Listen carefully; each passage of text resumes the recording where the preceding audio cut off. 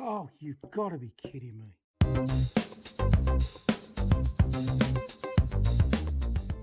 Hi greedy 3Ders and welcome to part 2 of the Laura Kinney bust. Quite an exciting video today. We've just hit 500 subscribers, just another 500 to go till we get to 1,000. I hope you enjoyed today's video. It's part 2. As I say, last week, if you remember, we made Laura Kinney's head, X23's head. Today we're going to be making the rest of the body, and I will show you how I painted it all and how you can paint it too. Don't forget now, subscribe to Greedy 3D. We are going to be priming this model as usual with some matte black from the Army Painter Air set, and I've loaded it into my airbrush and I'm going to give it a splatter all across. This does two things: it gives me a base to work on, and it also allows the resin to be well and truly covered. Now once I've done that, I'm going to go on to some demonic yellow. Now last week in the other video of the head, you'll know how many coats of paint it took me to go over this with a brush, so I am going back to my airbrush and I'm giving it a few blasts with the airbrush. It's going to take a few layers still, but it's a lot easier and a lot more of a cleaner coverage with the airbrush.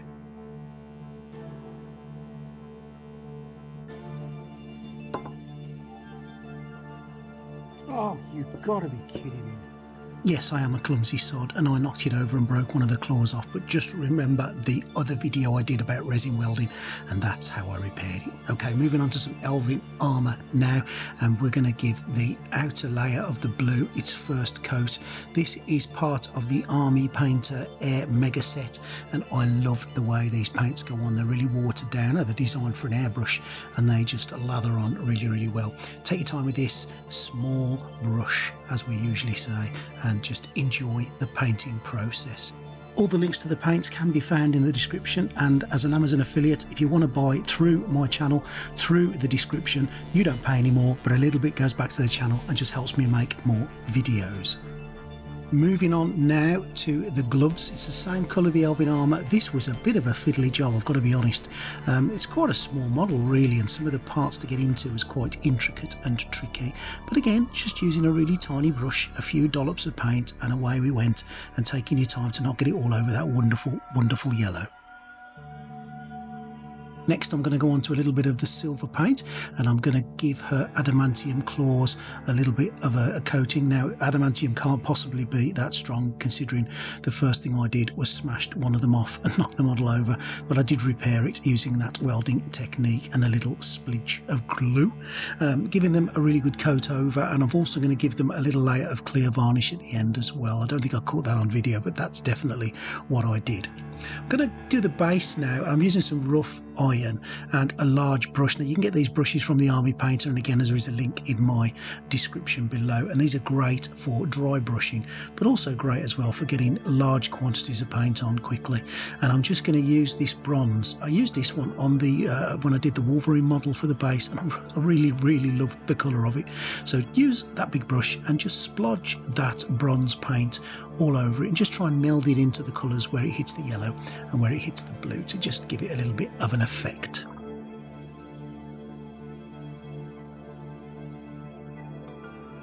I'm taking a bit of time just to make sure that I get the X23 well and truly bronzed up, and I'm going to come back to this at the end and just give it a dry brush with some silver, just to make it ping and pop and stand out a little bit. Using a little bit of the dark tone now and a really narrow brush, I'm just going to go over some of the highlighted areas of her uniform, just to give it a little bit of depth and just to take away some of the monotony of the solid covering of yellow. So I've gone down the centre piece there, I've gone down her shoulders, and I'm going to go down the inside where the blue joins the yellow. And you've got to be careful with this bit. You don't want to make it just look like you've done a really bad paint job, so use it really sparingly and lightly, and just brush it down some of the edges. I'm also going to be using it where the shadows would be, which is in her hands and in the nooks where her sort of fingers curl round, and in between her fingertips as well.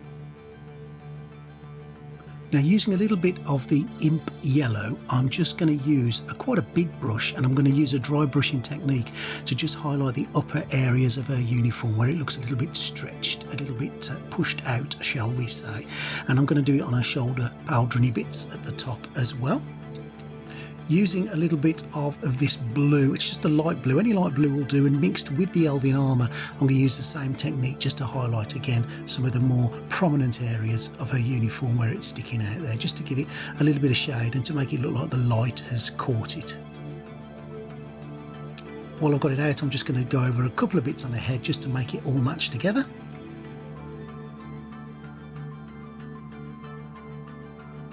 And it's ready for the Army Painter super glue. A little dollop, hold it on there, and voila, the head is attached to the body. And there we go. Laura Kinney is done and dusted.